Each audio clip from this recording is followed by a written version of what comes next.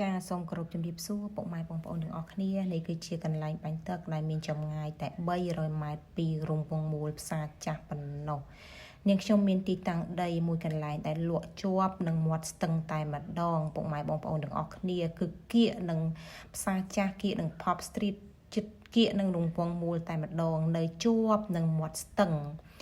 ហើយដីនេះគឺតម្លៃល្អខ្លាំងមែនតើ$670,000ឥឡូវនេះនៅសល់តែ$55,000ចរចាប៉ុណ្ណោះទំហំដី22គុណនឹង47ម៉ែត្រប្លង់រឹងស្របច្បាប់100%ទីតាំងដីគឺជាប់នឹងមាត់ស្ទឹងតែម្ដងអញ្ចឹងសម្រាប់ពុកម៉ែបងប្អូនដែលរកដីជាប់នឹងមាត់ស្ទឹងអាចតាក់ទងបានណាអរគុណច្រើន